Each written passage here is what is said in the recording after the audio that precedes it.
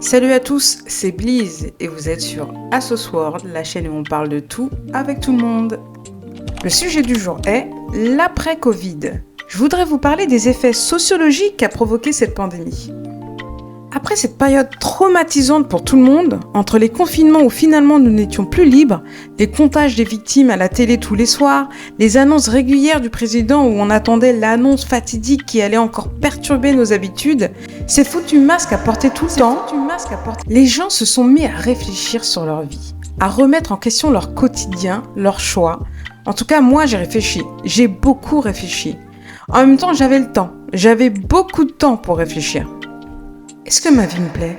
Est-ce que je m'épanouis dans mon travail ? Est-ce que je suis heureuse ? C'est fou, mais je me suis rendu compte que je me posais jamais ces questions. Pourtant essentielles. Il a fallu que le Covid prenne la télécommande et appuie sur pause, pour que je me rende compte qu'avant cette crise que nous étions en train de vivre, dans ma vie, il y a plein de choses qui n'allaient pas, qui ne me convenaient pas. J'appréciais mes collègues et j'aimais mon travail, mais ma boss était un vrai tyran, toxique, complètement folle et obsédée par le contrôle de tout et des êtres humains qui bossaient pour elle, au point d'oublier parfois que justement ce sont des êtres humains. Bref, je vous ferai sûrement une vidéo un jour sur l'environnement de travail et il y en a tellement des choses à dire à ce sujet.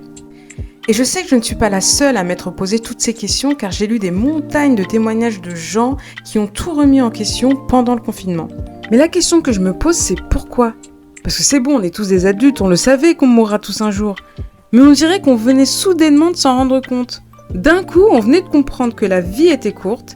Cette crise sanitaire nous a fait réaliser qu'il fallait vivre sa vie au lieu de la subir. En tout cas, moi, j'ai opéré de grands changements qui sont directement liés à ce que je venais de vivre. Alors, je n'ai pas changé de vie du jour au lendemain, tout de suite après la fin du premier confinement. Mais pendant des mois, je n'ai pensé qu'à ça.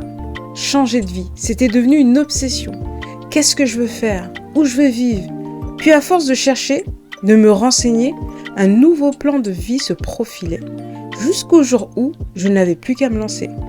Après encore quelques semaines d'hésitation, je me suis lancée. J'ai démissionné et je me suis mise à mon compte, histoire de plus avoir de dragon au-dessus de moi qui me crache des flammes à la moindre contrariété. Non, vraiment, il faudra que je vous la fasse cette vidéo un jour. Bref, j'ai déménagé, je veux dire vraiment, j'ai quitté la région parisienne pour m'installer en province, j'ai changé de vie quoi.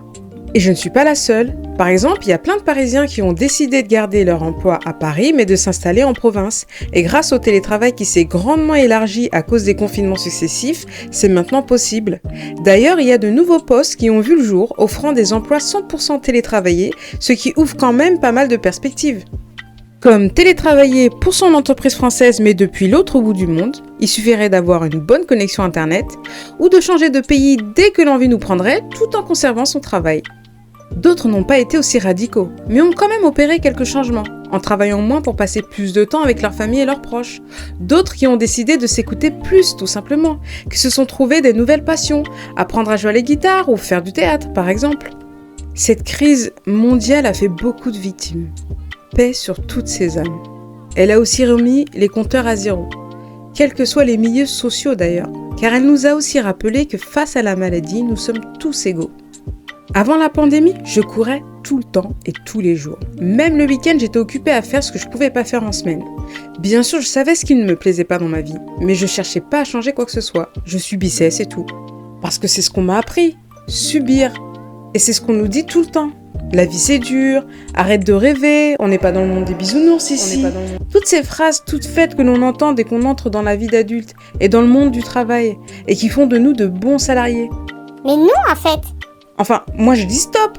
Ok pour charbonner, ok pour bosser dur, mais pour moi, et à condition que ça n'empiète pas sur mon bien-être et mon bonheur. Et je pense que l'on n'a pas fini de voir les retombées de cette crise sanitaire sur la façon de penser des gens et que beaucoup de personnes vont opérer des changements dans leur vie, dans les mois et les années à venir. Est-ce que c'est ton cas ? Dis-le moi en commentaire. C'était Bliz sur Asos World et ce n'était que mon avis. N'oubliez pas de vous abonner et de liker. Prenez soin de vous.